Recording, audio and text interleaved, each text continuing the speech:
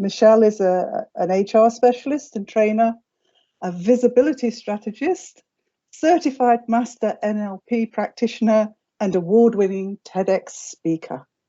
And she's on a mission to make the invisible visible. So without further ado, I'm handing over to you, Michelle. Oh, thank you so much. Thank you, Carol. Hello, everyone. It's so good to be here, and it's so good to have been able to listen to some of those stories of people who were started off as engineer students and now have careers in engineering. It's really beautiful and inspiring. So thank you for being here.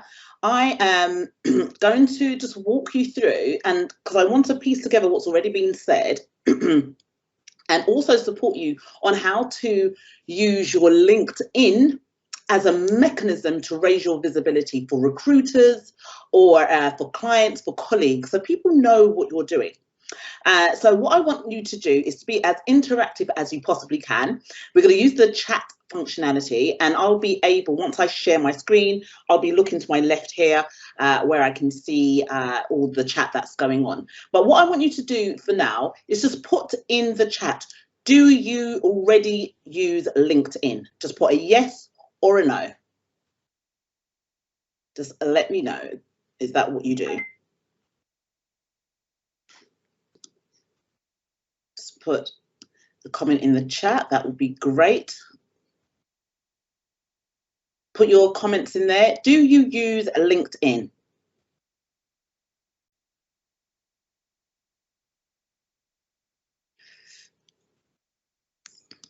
Yes, yes, yes, good, good. I can see that happening. Awesome.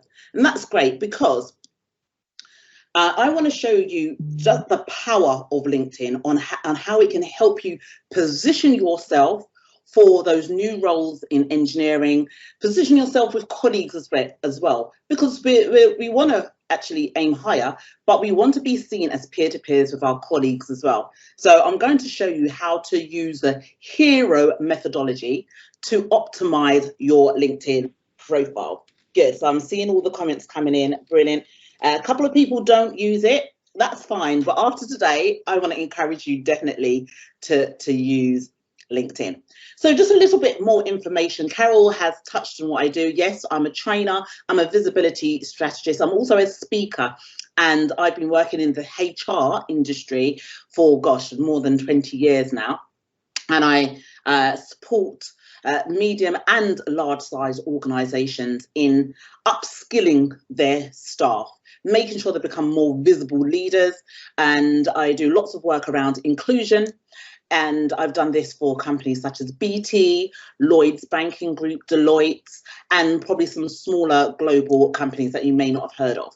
But that's what I do on a day-to-day basis. And I also support people on how to use LinkedIn to optimize their profile and to make them more visible. Because if people don't see you, they can't buy from you. If people don't see you, they won't know that you are the right person that they're looking for the roles that they're looking to hire. So I want you to, if there's any questions that you have, please put in the chat functionality. I'll be able to see that and I'll be able to answer your questions. Yes, be visible, Jan says. Jan is very visible on LinkedIn.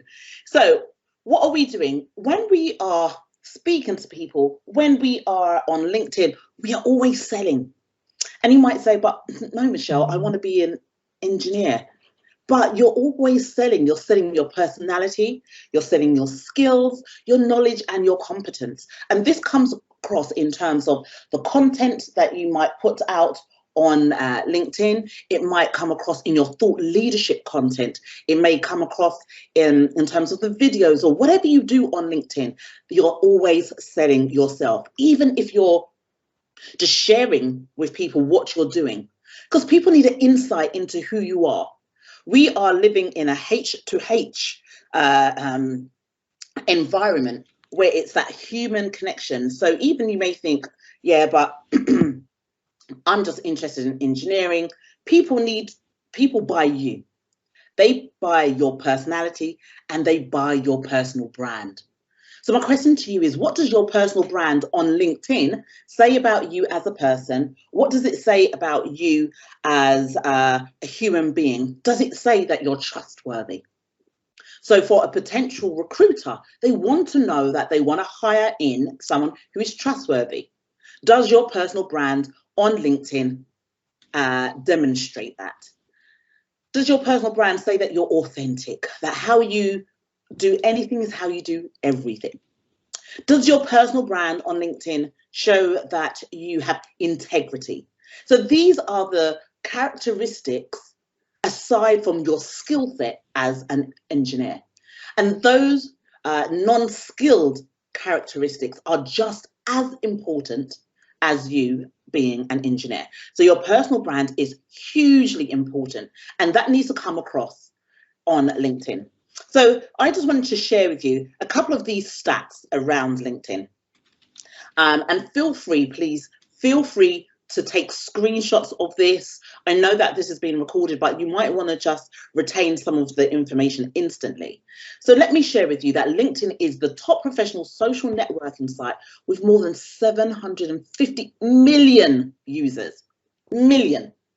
So potentially you can be in front of millions of people, demonstrating your expertise, positioning yourself to get the right client, to in front of the right consumers, in front of the right recruiters. So for those people who are not using LinkedIn, you are missing out on a large percentage of the world. 750 million users.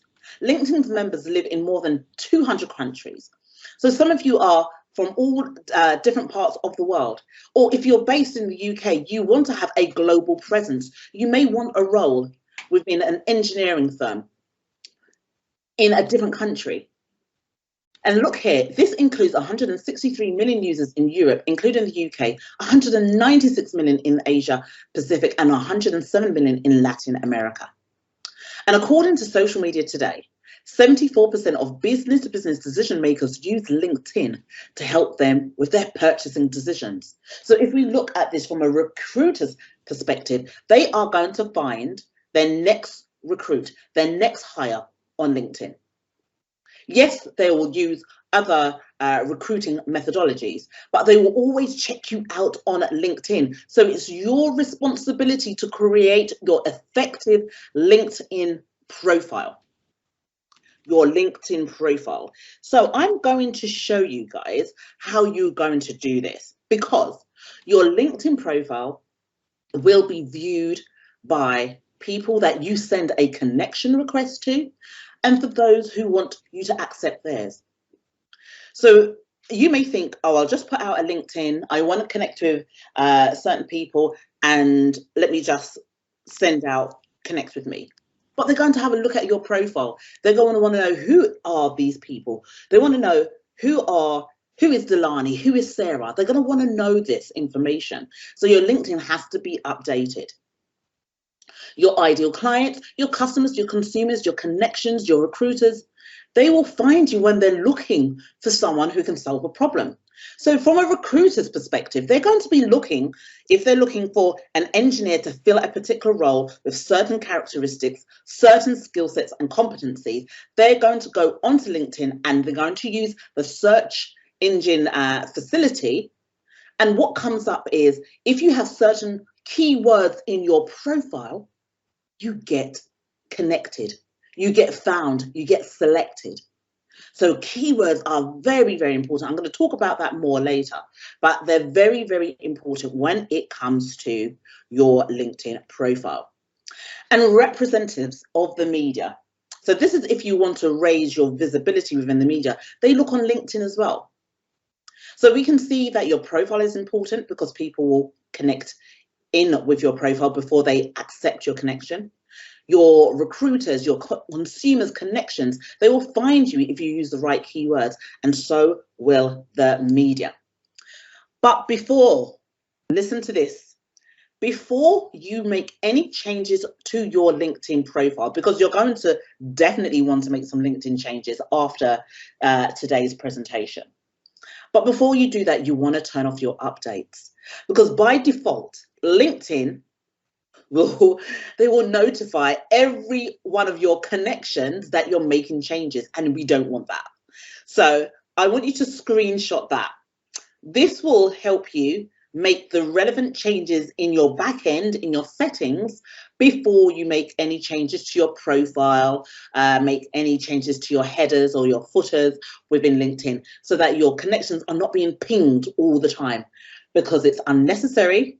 And it can be frustrating for your connections to see that, oh, Sarah's made a change, or Sharon has changed something. We don't want that. All right, we don't want to bother our connections with that. So this is what you would do first before you change anything on your profile. Good. So let me introduce you to the hero profile. So I want to get some feedback in the comments. What do you think H stands for? What do you think H stands for? Put in the comments, let me have a look. What do you think H stands for in the hero profile? Honest, I love that, Jan. It's not honest, but I do like that. Sarah has headline, that's an interesting one, good. History, brilliant, thank you, Julie. Hero or head, okay, I love that. Human, brilliant, keep them coming. Thank you for that, Vivian, Rochelle, Julie, thank you for engaging. So let's have a look, and one of you have got it. Sarah actually got it right. It's headline. Headline. That's what we look at when we are looking at the hero profile in terms of structuring our order and processing how we do things. We will start with the headline. So what do you think E is for? What would you, if you're thinking about your profile on LinkedIn, so I'm giving you a framework in which to use to really structure how you optimize your LinkedIn profile. So tell me, what do you think E is?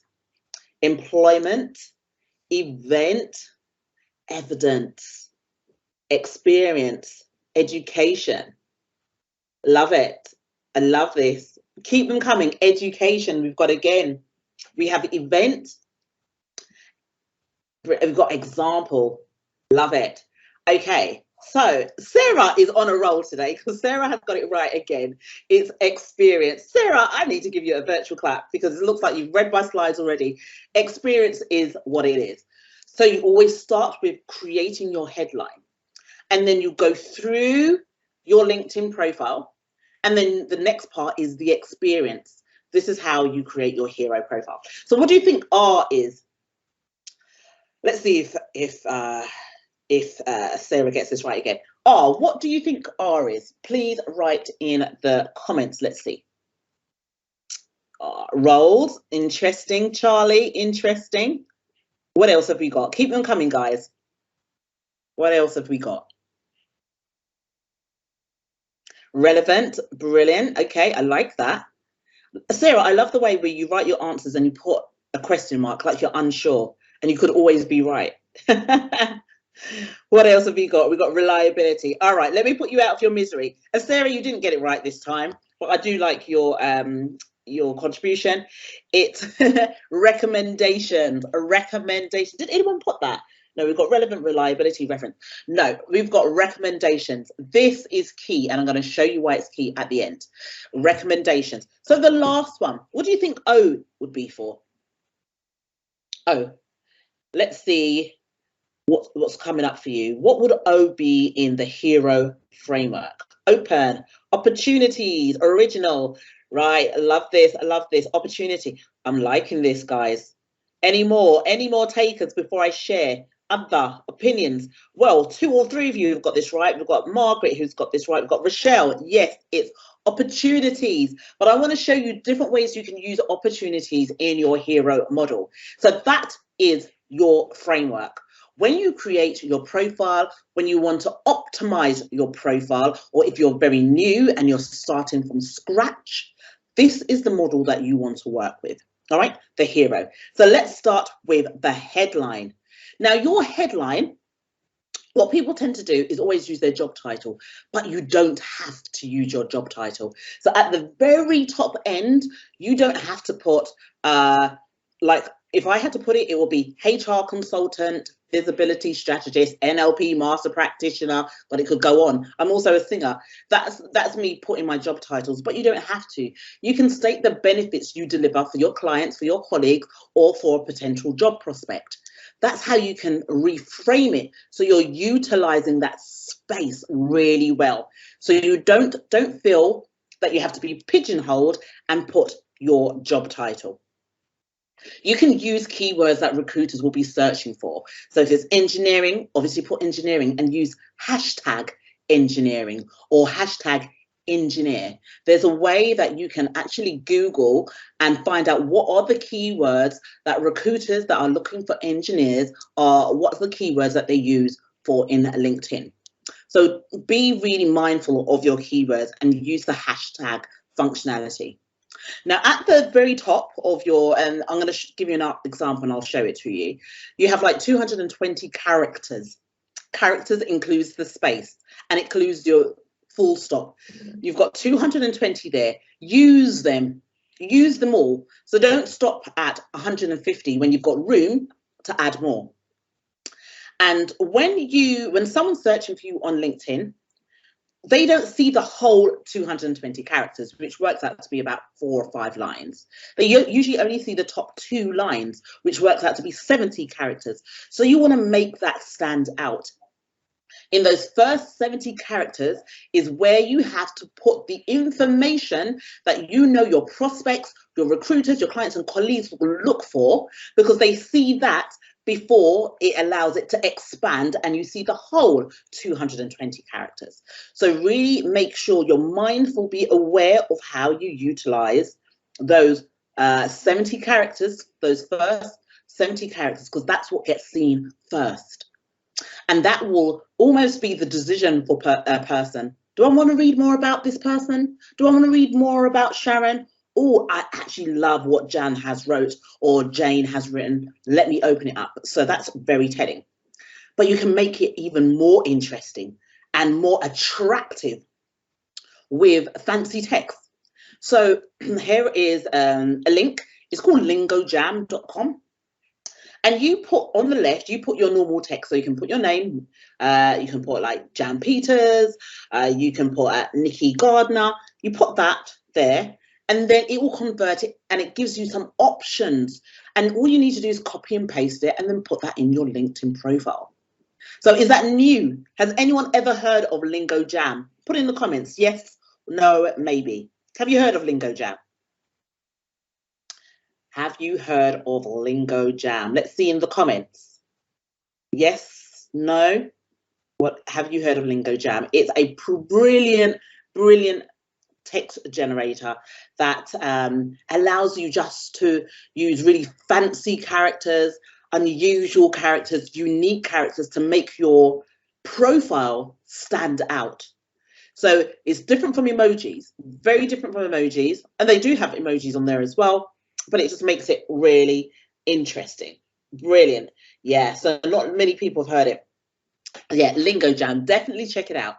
And actually, depending on whatever work that you do, whatever profiles you put together, you may want to use it for that. So you don't need to just use it for LinkedIn.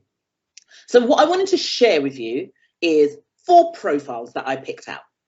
So you can see mine there. And I make use of the banner. So let's start from the banner. And you'll see below, there's 2 people who haven't used a banner. They're not utilizing all the real estate of LinkedIn. It's a lost opportunity. So you can see that the 2 gentlemen below, they have not used the, they haven't taken full advantage of the background. And that's called the banner. And I've been able to share a little bit more of my expertise there and where I've been featured in, because it helps with my credibility. And then there's somebody else, she has just used her recruitment branding there. So that's brilliant. Then underneath, we can put our names, fine. But can you see that on mine, I have a little speaker. It looks like a little megaphone, a little speaker there. Now, this Yes, your Sunday task to do. So all LinkedIn now allows you to record, I think it's 30 seconds. Now, this works really well if you have a name that might be challenging for other people to say. It's not a challenging name by any stretch of the imagination. But if you have a name that other people always get wrong or they make a mistake when they say it, you can use that speech facility to let people know how your name is pronounced. So my name's quite straightforward, quite simple, Michelle Raymond. So I use that speech functionality to say, thank you for viewing my profile. If there's anything there that you like, please get in touch with me. That is it. So people can click on there and hear my voice. Once again, I want them to hear me. I want them to see and feel who I am as a person. So I wanted to use that voice part. So please, guys, have a look again on your profile. If you don't have it, you might just need to update your LinkedIn because they've rolled it out universally. So there's that functionality. So some people use it, some people don't. But once again, I want to utilize and capture all the real estate of LinkedIn. So then what you can see on mine, I've put two of my job titles there, and then I talk about how I can help. So my target market is organizations, helping them to remain competitive, to exceed usually their competitive and financial targets by transforming the skills of their people. And Manju, she has used a different approach. She wanted to use the hashtag. So she's in the recruitment and training industry. So she wanted to use that. Underneath, can you see that Jojo, who is looking to be a nurse, has not used his characters. He has not used his 200 characters at all. Once again, not utilizing the real estate on LinkedIn. Same with also Richard, who hasn't used that time. He hasn't used that space wisely at all. So if I was a hirer, if I was a recruiter, I'm looking to book Michelle or Manju, not Jojo and not Owusu, because A, I can't see his face. So you're already breaking it down. You're putting a barrier. And I can't see what you do. You're not utilizing. And plus, you know what? Another thing that people look at is your connections. So you can see I've got 500 plus connections. I have followers. There's a difference between followers and connections. Connections are people who have actually requested to be friends with you. And by default, when they connect with you, they automatically become followers. But you don't have to be a connection you don't need to be connected to me to follow me. So when people go on your profile, they can either request to connect with you or they can request just to follow you, and they just click follow and now they're following without being a connection. So that's the difference between followers and connections.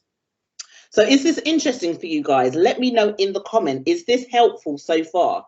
Because recruiters may not want to connect with you. They may just want to follow you, which means they want to read your post.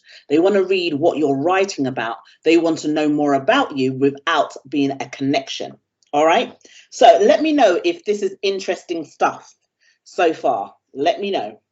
Awesome.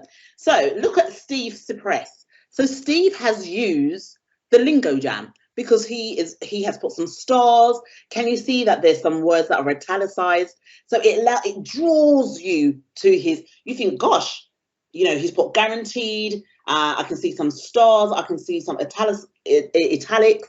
So it makes his profile stand out.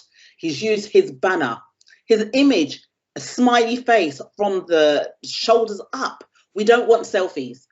Selfies don't work. We don't want selfies. So all you need to do is get someone to take a picture of you on your phone. You don't need a Canon camera or anything like that. So these are the points I just want to bring to your attention. Okay, so really use your profile, your banner at the back. Make sure you have a clean image and make sure that you're using all the characters required, and you can go funky to stand out even further and use the fancy text. So with that, let's move on to experience. Now, experience comes down next after when you go into about me, You open it up and you've got experience. And this is where you write where you've worked before or what university you've been to. It's not a CV, guys.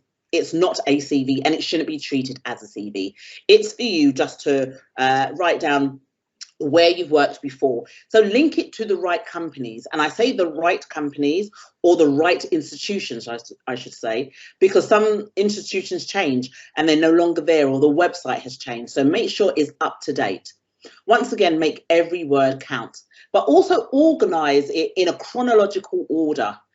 Whether you're doing something on the side, whether you've got contract work, do it in a chronological order.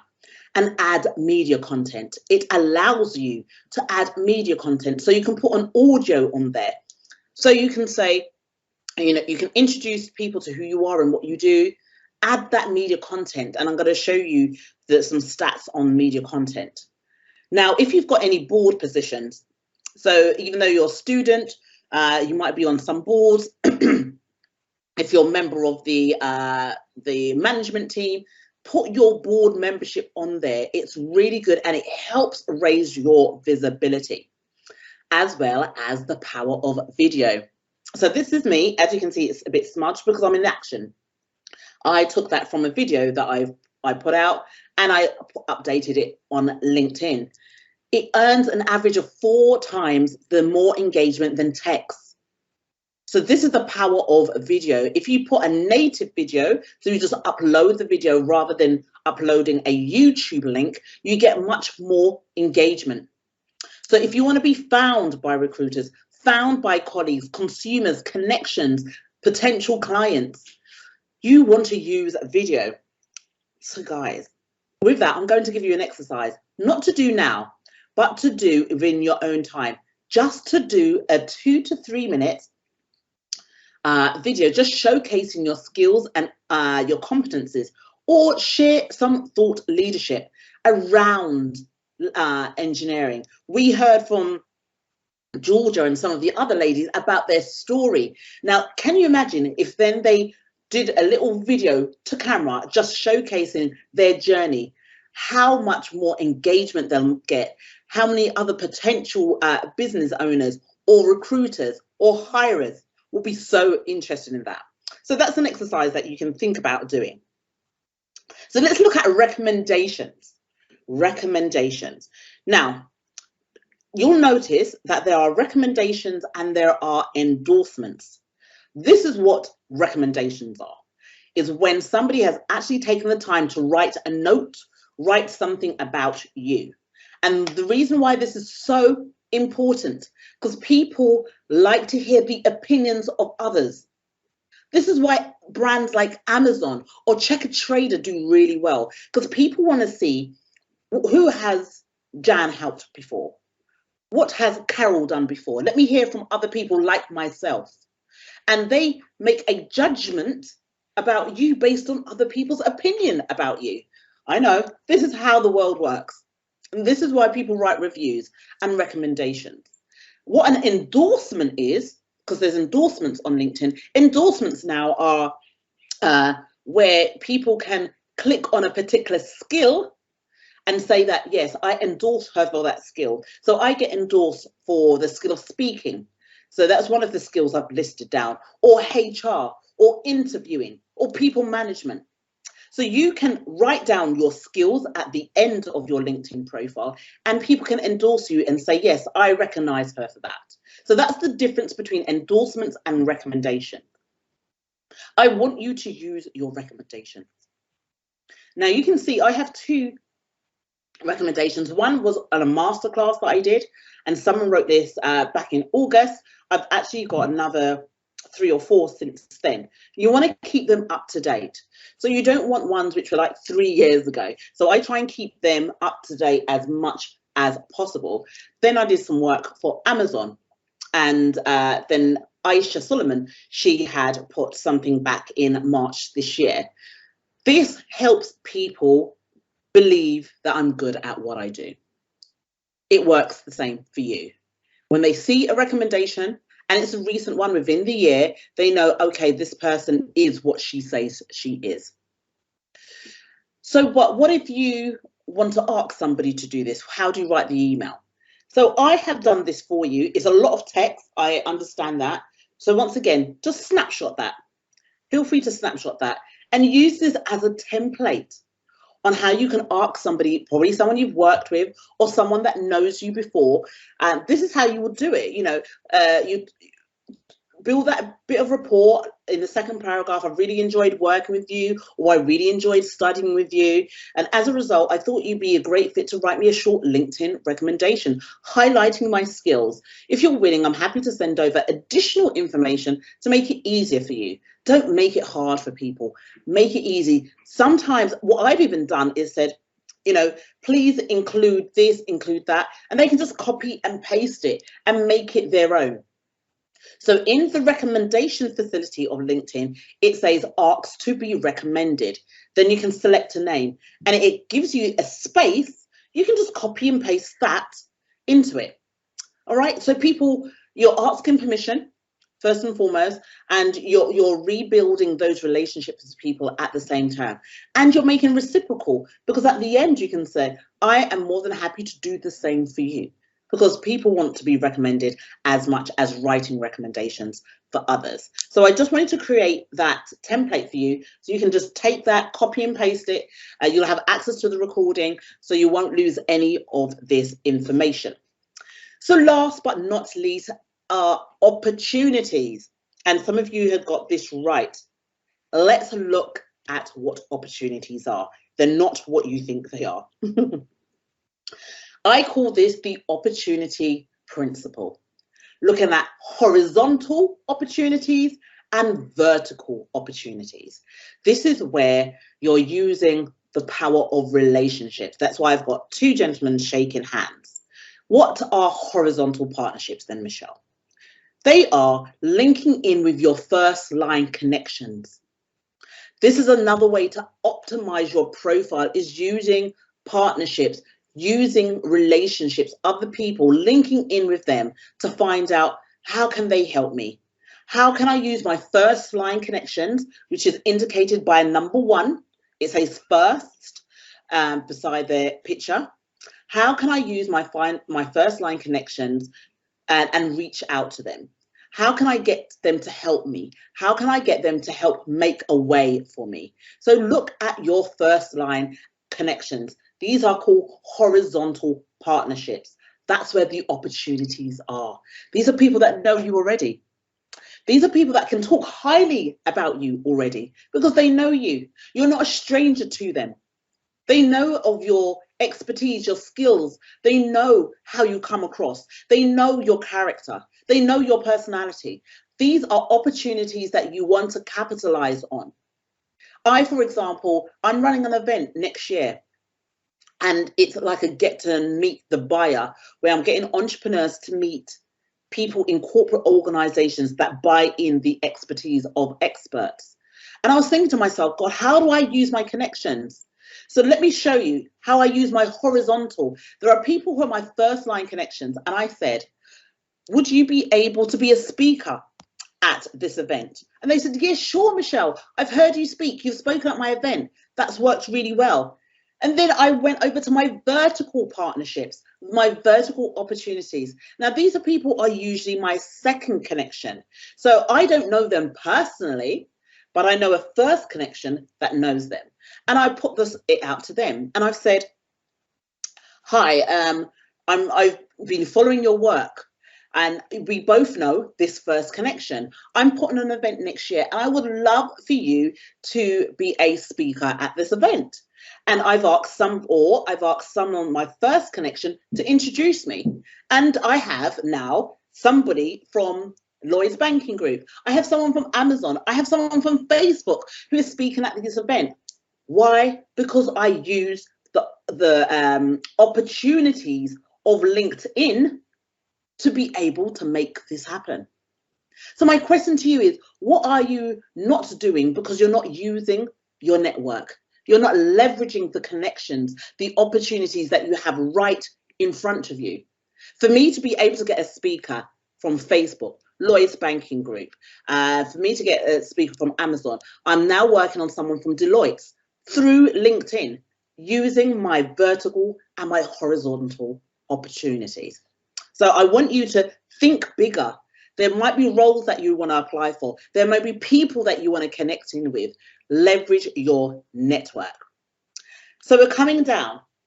I really, really hope this has been helpful to you so far. So I wanted to share with you one more slide of some bonus tips for you.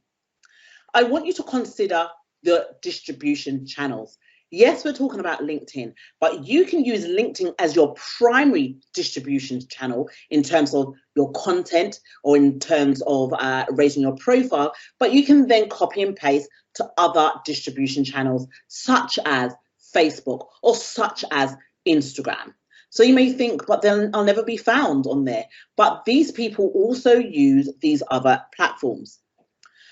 I want you to start creating some posts because the post gets seen and they rank really high. So if you've got long form articles, if you've written blog posts, if you've written articles elsewhere, just pull from them shorter ones and make a post to put on LinkedIn. Once again, it raises your credibility, it raises your visibility. Be active on LinkedIn. That means share other people's work, engage with other people as well. It's reciprocal. When you do for one, they will do for you as well.